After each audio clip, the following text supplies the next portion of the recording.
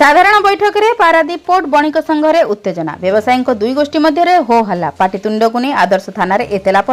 दुई गोष्ठी मध्य मुहांमुही होगा भली परिस्थिति सृष्टि होती। सूचना अनुसार दीर्घ 15 वर्ष धरी पारादीप पोर्ट बणिक संघ में सभापति थिबा संतोष पट्टनायक को सभापति पदवी गादीच्युत करने पर सभापति भाव में रही क्षीरोद स्वाई को 8 मास मध्य सभापति पदवी हटाई अमीय पाणी को सभापति भाव में चयन करा जायतिला। प्रत्येक वर्ष भली आज स्वाधीनता दिवस अवसर में साधारण बैठक चली समय अधारू बैठक बंद कर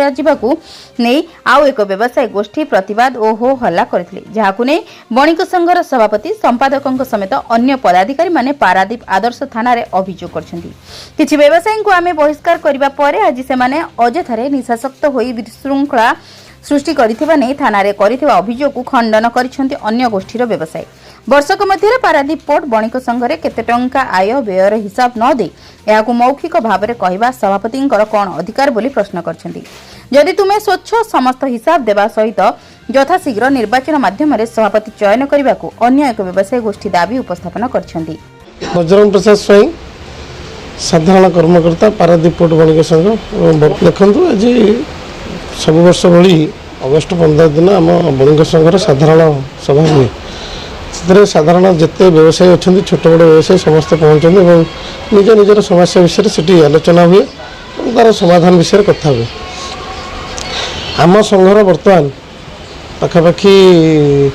2 वर्ष तले आमर 17 वर्ष धरी जी सभापति थे संतोष कुमार पट्टनायक हटई बर्तमान नूतन सभापति नूतन कमिटी गठन होता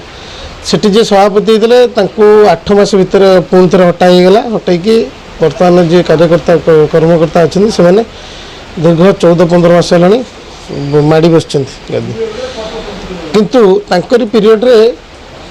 पारादीप पोर्ट बणिक संघर सबुठ बड़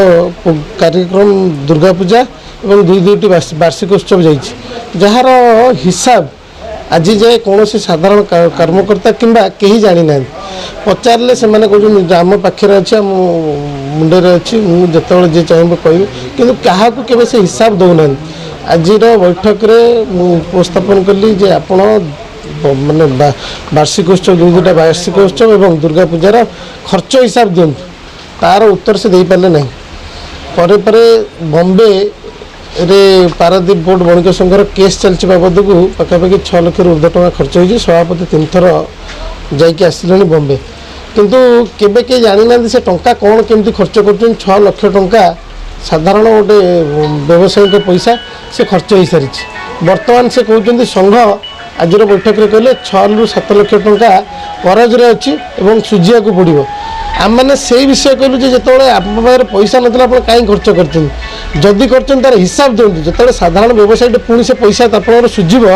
से जानवर अधिकार अच्छी जे कौन पाई केमी खर्च होती से टंका कि यार कौन मानने सठिक से तथ्य उपस्थापना कले आज साधारण सभा को अधारू बंद करदे बंद करदे सेठी उपस्थित अन्य मैंने पाखापाखि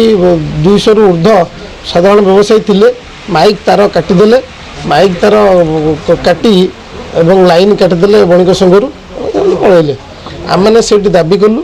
जे जेहेतु 2 वर्ष तले जो आम संतोष पट्टनायक हटईलु से आम कथा देलु जे पारादीप पोर्ट बणिक संघ निर्वाचन हम एवं एबे जो कमिटी होती से तार निर्वाचन कर किंतु दुर्भाग्यर कथा 2 वर्ष पूरी साराणी से निर्वाचन पर चिंता करूना कि निर्वाचन को जाऊना से व्यक्तिगत पुणी थे गादी माड़ी बसवाई पुणी चिंता कर। Golak Chandra Sahu general secretary Paradip port बणिक संघ आमर पारादीप पोर्ट बणिक संघर दीर्घ 3 वर्ष धरी आमर बणिक संघर नीति अनुजाई नीति नियम अनुजाई आमर जो जेनेराल बॉडी है 3 वर्ष धरी हो आसूची आज से जेनेराल बॉडी थिला एवं ये जेनेराल बॉडी करने